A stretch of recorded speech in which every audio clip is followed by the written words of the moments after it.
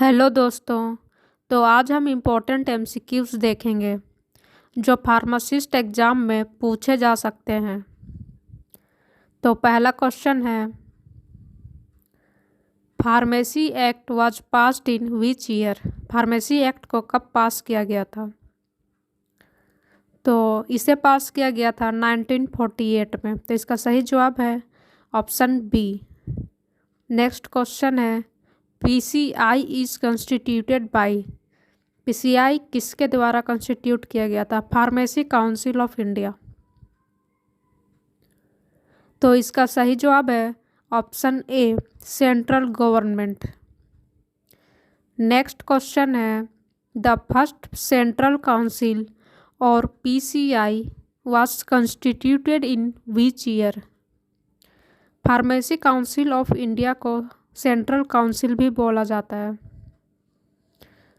सबसे फर्स्ट किस साल में कंस्टिट्यूट किया गया था? तो इसका सही जवाब है ऑप्शन बी, 1949। फार्मेसी एक्ट 1948 को पास किया गया था।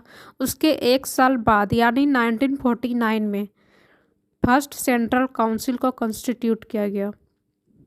नेक्स्ट क्वेश्चन है, the president and vice president of PCI hold office for how many periods. इसका सही जवाब है ऑप्शन डी, 5 ईयर्स। 5 साल तक ये president and vice president office को होल्ड करते हैं। उसके बाद 5 साल बाद फिर रिकॉन्स्टिट्यूशन होता है। नेक्स्ट क्वेश्चन है, ex officio members of PCI include. Ex officio members of PCI में कौन कौन मेंबर्स आते हैं? तो इसका सही जवाब है option C, director general of health services. तो देखते हैं, फार्मेसी काउंसिल ऑफ इंडिया में 8 इलेक्टेड मेंबर्स होते हैं। 6 members elected by UGC from teaching staff of an Indian university और an affiliated college granting a degree और डिप्लोमा इन फार्मेसी। तो 6 members teaching staff में सेलेक्ट करेंगे UGC, university grant commission. 1 member elected by MCI from amongst themselves। Medical council of India में से एक member elect होंगे। And 1 registered pharmacist elected by state council from amongst its members to represent each state. और state council में से एक members elect होंगे each state को रिप्रेजेंट करने के लिए। तो टोटल 8 इलेक्टेड मेंबर्स हो गए। नेक्स्ट है nominated members. Total 9 nominated members होंगे। 6 members nominated by central government of whom at least 4 persons possessing degree और diploma in pharmacy and engaged in the practice of pharmacy. तो 6 members में से कम 4 members ऐसे होने चाहिए जो कि डिग्री और डिप्लोमा इन फार्मेसी कर रहे हों या तो फार्मेसी प्रैक्टिस में इंगेज्ड हों। 1 representative each of UGC and AICTE. UGC से एक मेंबर एंड एआईसीटीई मतलब all India council for technical education, तो इसमें से एक मेंबर। तो टोटल 2 मेंबर्स हो गए।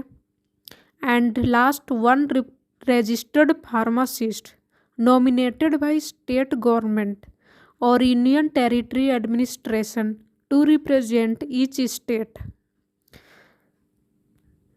तो 1 रजिस्टर्ड फार्मासिस्ट स्टेट गवर्नमेंट के द्वारा नॉमिनेट होंगे।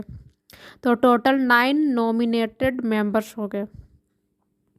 नेक्स्ट है x officio members. X officio members में 3 मेंबर्स आते हैं। पीसीआई में या तो state pharmacy council. X officio members में टोटल 3 मेंबर्स हैं। तो इसमें है director of central drugs laboratory, drugs controller general of India and director of general of health services. तो ये 3 मेंबर्स आएंगे। तो इसको याद रखने की ट्रिक्स है ENO जो कि गैस की दवा है ENO। तो E फॉर 8, तो 8 मेंबर्स हो गए इलेक्टेड में। N फॉर 9, तो 9 nominated members and O x officer members, इसमें तो 3 ही आएंगे। तो ये सिर्फ PCI के लिए है, SPC का हम आगे देखेंगे। नेक्स्ट क्वेश्चन है education regulations are made by. Education regulation किसके द्वारा बनाया जाता है? तो सेंट्रल काउंसिल बनाती है इसे। तो इसका सही जवाब होगा option A, central council. Ex officer members of state council और joint state council does not include. तो इसका सही जवाब है option D, member elected by medical council of state. बाकी के 3 मेंबर्स एक्स ऑफिसर मेंबर्स होते हैं। State pharmacy councils and joint state pharmacy councils are constituted by central government, state government, both, none. तो state pharmacy council and joint state pharmacy council state government के द्वारा constitute की जाती है। तो state council में इलेक्टेड मेंबर्स में 6 members, 6 registered pharmacists elected from amongst themselves and 1 member elected from medical council of state। तो 6 + 1 7 इलेक्टेड मेंबर्स हो गए। PCI में 8 इलेक्टेड मेंबर्स थे, उसमें से एक कम स्टेट काउंसिल में होंगे, मतलब 7 इलेक्टेड मेंबर्स। नॉमिनेटेड मेंबर्स में 5 members nominated by state government, of whom at least 3 shall be possessing degree or diploma in pharmacy or pharmaceutical chemistry or be registered pharmacist। Nominated members PCI में 9 थे और state council में 5 होंगे। And x officer members में उस PCI में भी 3 थे और स्टेट काउंसिल में भी 3 होंगे। तो एक्स ऑफिसर मेंबर्स में है chief administrative medical officer CMO of state, officer in charge of drugs and cosmetics act 1940 and government analyst of state under drugs and cosmetics act. तो ये हो गए आपके स्टेट काउंसिल। अब देखते हैं joint state council. Joint state council में भी इलेक्टेड मेंबर्स में 3 to 5 registered pharmacist of each participating states elected from amongst themselves। 3 to 5 registered pharmacist होंगे जो भी स्टेट इसमें पार्टिसिपेट करेंगे। 1 member elected from medical council of each state. Medical council हर एक स्टेट के जो भी पार्टिसिपेट करेंगे उनमें से एक मेंबर होंगे। Nominated members 2 to 4 members nominated by state government of each state, of whom more than half shall be possessing degree or diploma in pharmacy or pharmaceutical chemistry or be registered pharmacist। तो state government office participating state के select करेंगे 2 to 4 members.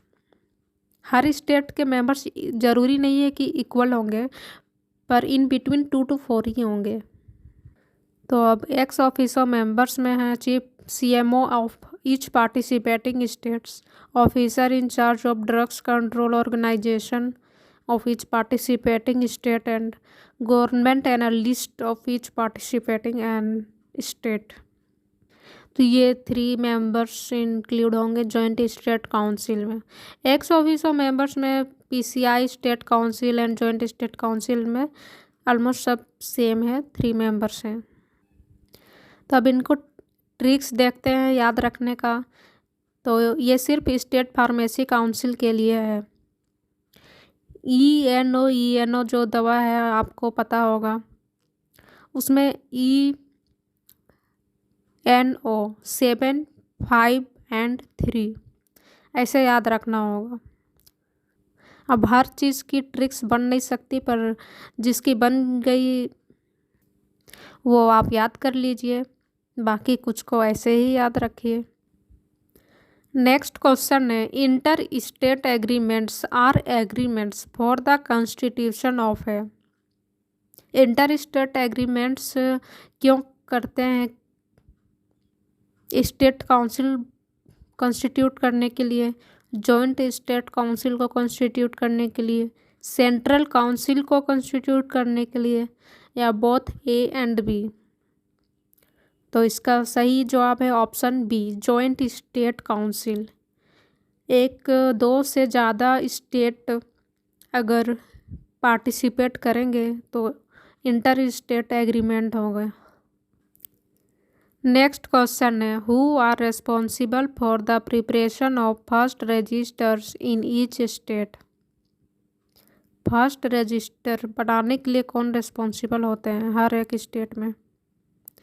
वहाँ के state government, central government, state pharmacy council और pharmacy council of India. तो इसका सही जवाब है option A, state government.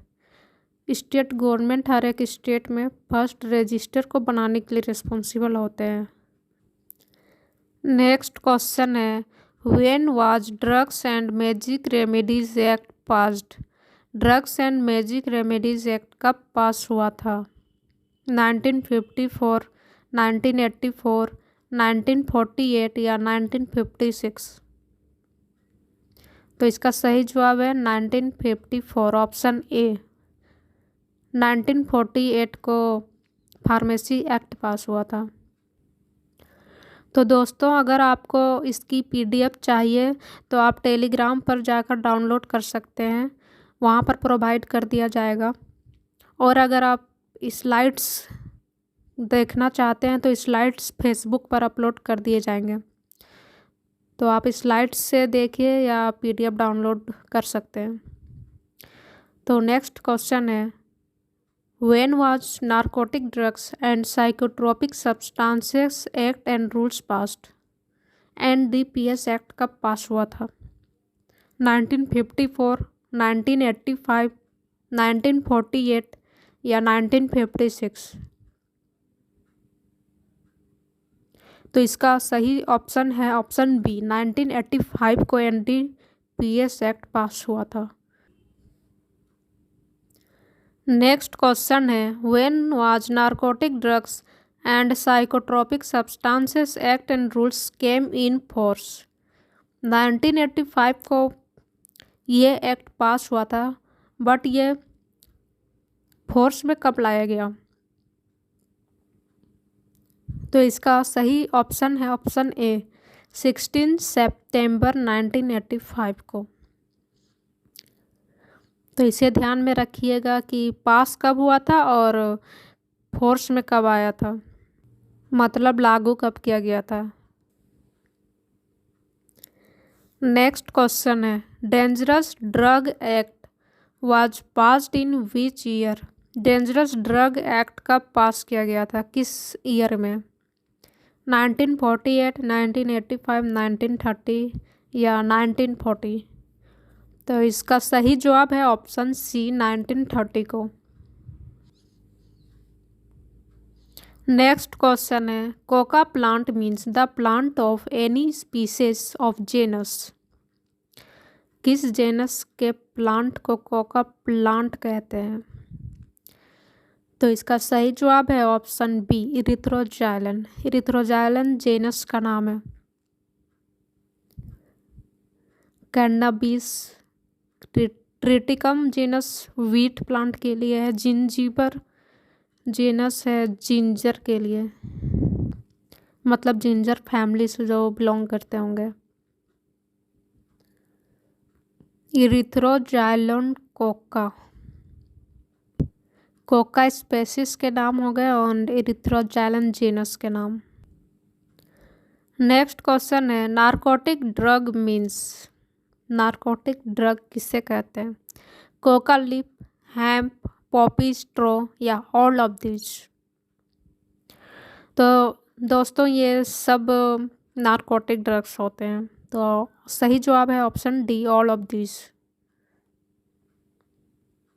Next question है, हैम्प मीन्स चरस, गंजा, हशीश या ऑल ऑफ दीज। इसका सही जवाब है option D, all of these. Next question है, coca derivative means crude cocaine, ecgonine and its all derivatives, all preparations containing more than 0.1% of cocaine, all of this.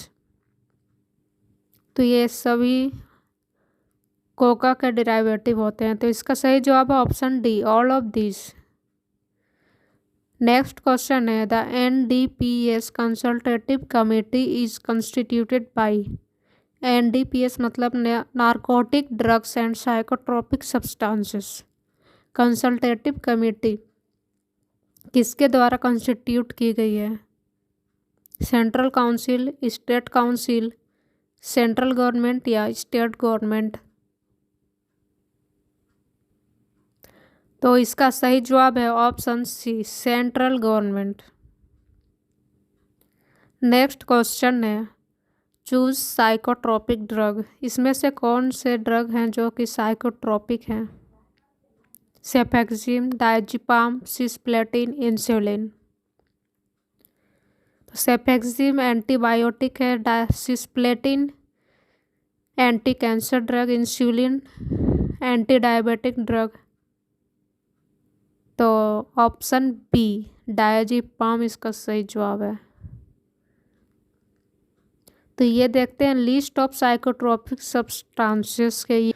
तो ये सब drugs psychotropic substances हैं। Amobarbital, बार्बिटल, सेकोबार्बिटल, phenobarbital, सब schedule, ये सब शेड्यूलेक्स drugs हैं। Amphetamine, डेक्साम्फेटामिन, मेथेम्फेटामिन, कीटामाइन, midazolam, ट्रायोजोलम, ये सब साइकोट्रोपिक सब्सटेंसेस में आते हैं। ये और डायजिपाम, नाइट्राजिपाम, लोराजिपाम, बेंजोडायजेपिन वाले कैटेगरी के ड्रग्स भी साइकोट्रोपिक सब्सटेंसेस में आते हैं। तो एक बार रिवाइज कर लेते हैं। फार्मेसी एक्ट 1948 को पास हुआ था। PCI कंस्टिट्यूट हुआ था 1949 में। डेंजरस ड्रग एक्ट 1930 को पास हुआ था। NDPS एक्ट 1985 में and drugs and magic remedies act 1954 में। तो ऐसे ही हर सब्जेक्ट का 3-4 पार्ट में इम्पोर्टेंट MCQs और कुछ पॉइंट्स आपको प्रोवाइड कर देंगे। इससे आपको फार्मासिस्ट एग्ज़ाम की तैयारी करने में मदद मिलेगी। तो दोस्तों, अगर आपको ये वीडियो अच्छी लगी हो तो लाइक कीजिए, शेयर कीजिए और चैनल को सब्सक्राइब कीजिए। धन्यवाद।